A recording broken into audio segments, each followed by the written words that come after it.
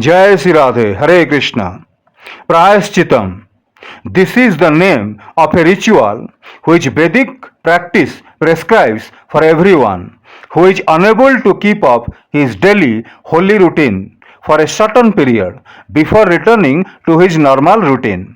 Let us take the instance for a disciplined, devout Orthodox Hindu having to go to Europe on errand or duty. There, he may not be able to take his daily bath. He may have to take liquors to keep himself warm. And he may have to eat meat if substantial vegetarian food is not available.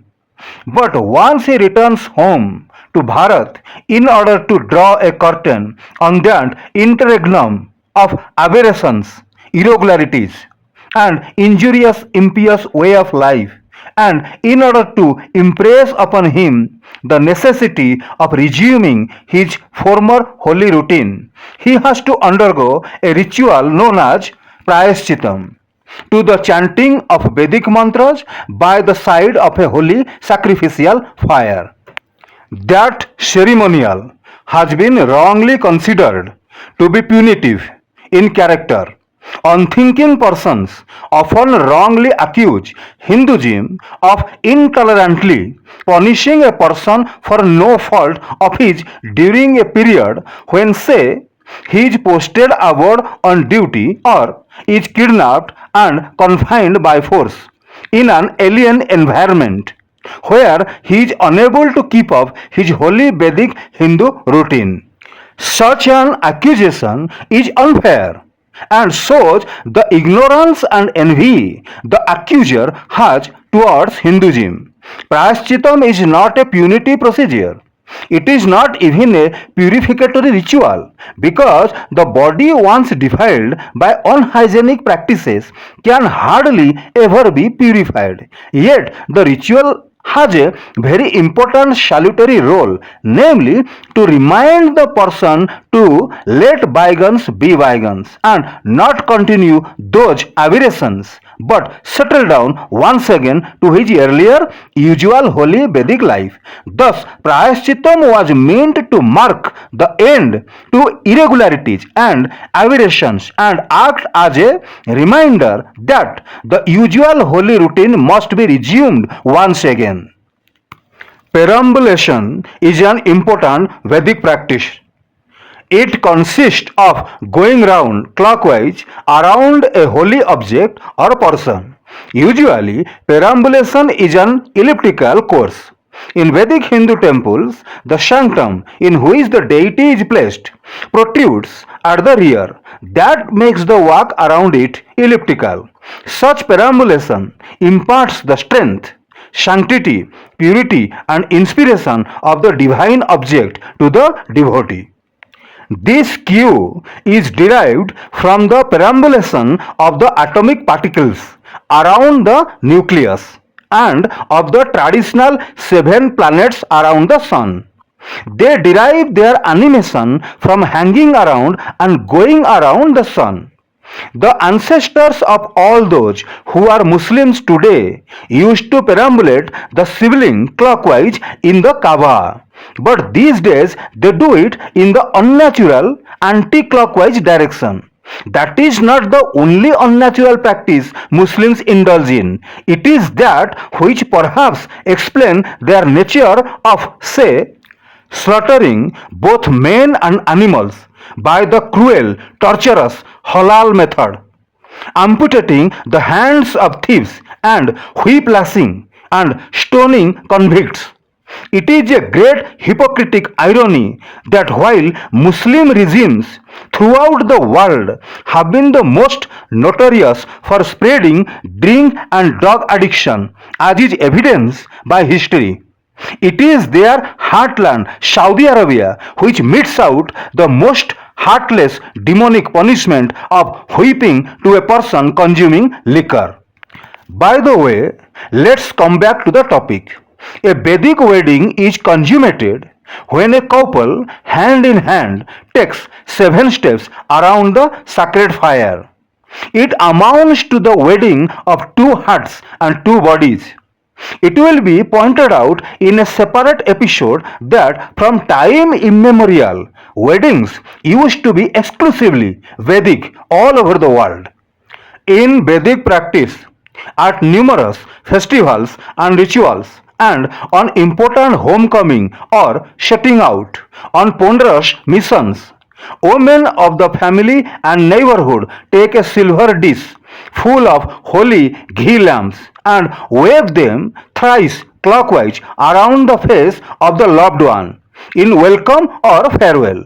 This has a magic effect of the loving thoughts of the dear ones and the holy lights, creating a protective and guiding halo around the person concerned for his or her safety, prosperity, and happiness. The Western Christian tutoring has confounded the entire world on what it misrepresents as the Hindu hereditary caste system.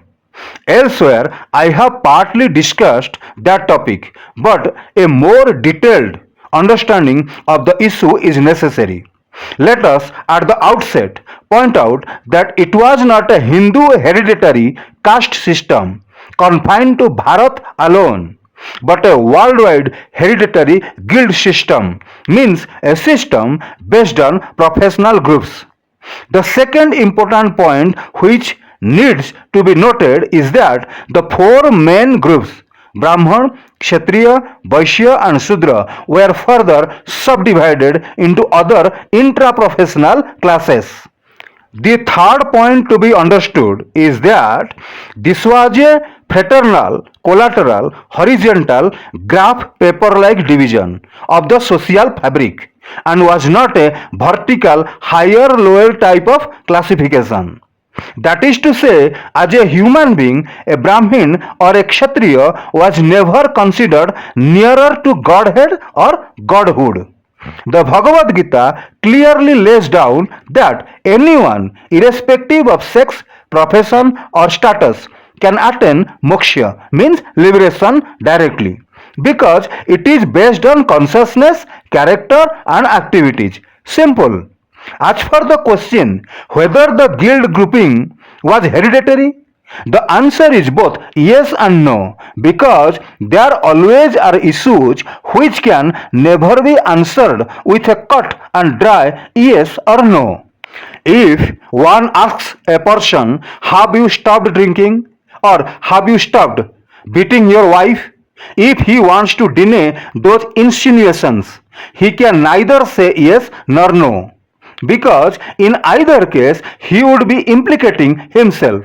Likewise, the Vedic guild system could be said to be theoretically not hereditary, but in actual practice it was hereditary.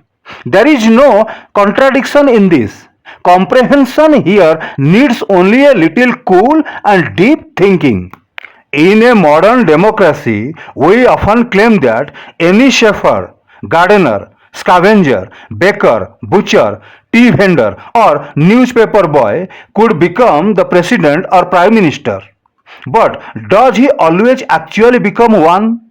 Are there not many imponderables and high hurdles between the birth status of a person and the position he aspires to? And if once in a while a single lowly person, for example the present Gujarati tea seller Modi, does become the head of the state, what about the other billions who don't reach anywhere near that status? In history too, we may point out a number of such instances. Several ruling families of princely states in Bharat were Brahmin families, but when they hereditarily took to military and administrative duties, they came to be classed as Kshatriyas. The Peshwa rulers were Brahmins. Had their rule and role as Kshatriyas continued for a longer time, they too would have been classed as Kshatriyas. But for such freak, circumstantial change, everyone was trained to feel happy and contented in his own social groups. There was no point in a cobbler wanting to become a blacksmith or the latter wanting to parade as a priest or administrator. Every individual's routine of waking up at 4:30 in the morning and cleaning oneself and one's house, then preparing oneself to carry out the abstemious, charitable, devout round of duties for the day was common to all. The life of each one was equally onerous and important for the society.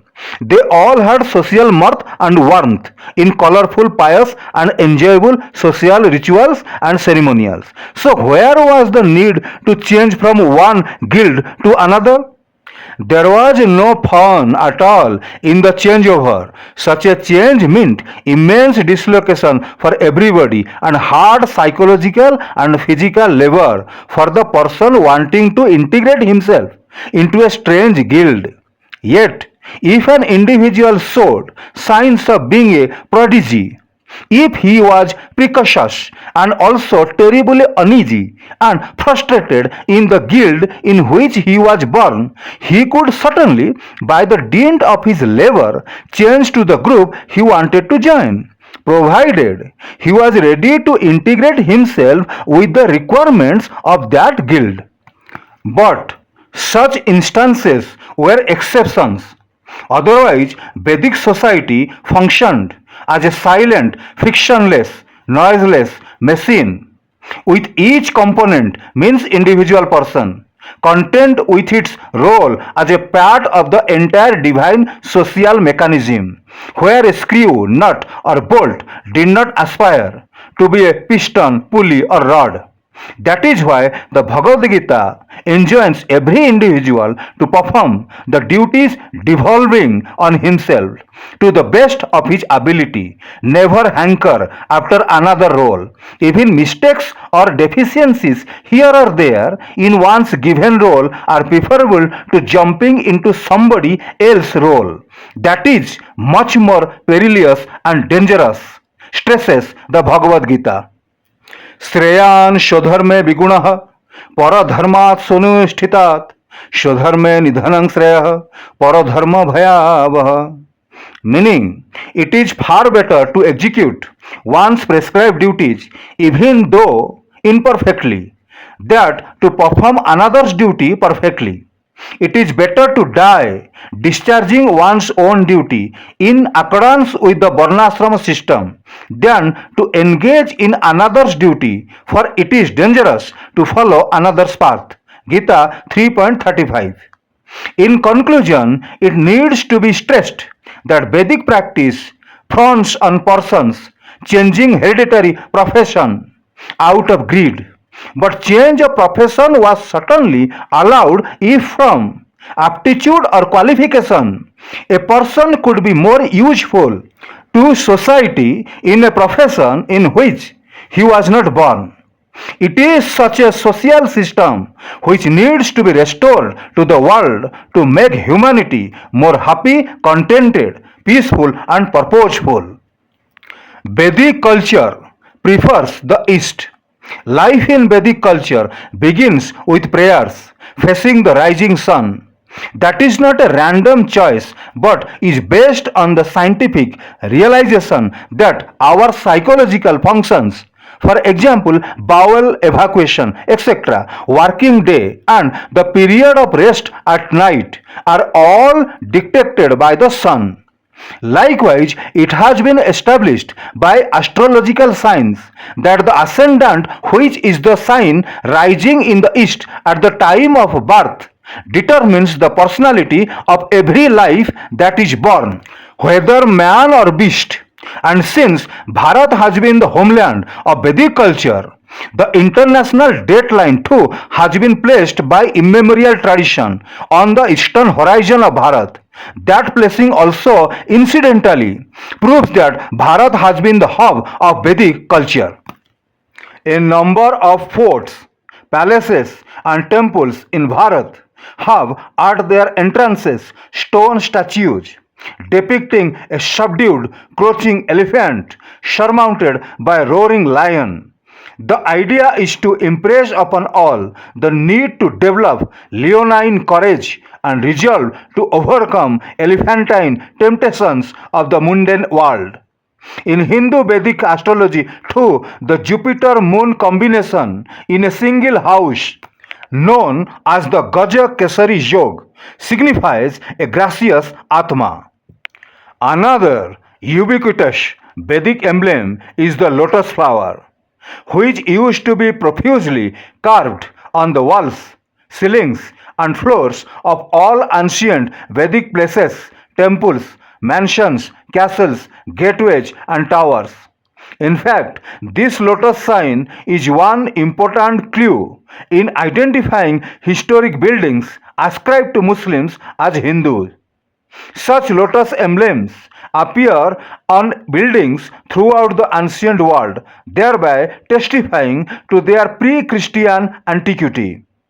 The lotus has been adopted as a pet Vedic symbol in order to place before every person the ideal of rising and standing above the mud and slush of mundane life, radiating cool, detached, soft fragrance, beauty, attraction, and contentment all around. Consequently, a great person's limbs are invariably referred to as lotus face, Mukha Padma, lotus eyes, Kamal Lochan, lotus hand, Karakamal, and lotus feet, Charan Kamal, etc. The Bharatiya province, known as Rajasthan, encompassed a much larger area earlier than it does today. It signified the entire northwestern region, including Afghanistan and Pakistan. The region was the training ground of Bharatiya Kshatriya administrators from pre-Mahabharata times. It is that tradition which imparted it the name Rajasthan. Consequently, memories of Vedic Kshatriya principles, practices, and terminology may still be detected and picked up there.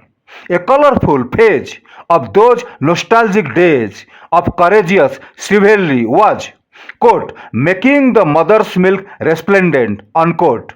Warriors like Rana Pratap and Chhatrapati Shivaji, who distinguished themselves in a selfless, relentless struggle, in a spirit of detached but determined and defiant duty to resist the rapacious Muslim invasions, to save helpless Hindu men and women from rape and rapine, were commemorated in popular ballads as heroes who made their mother's milk resplendent.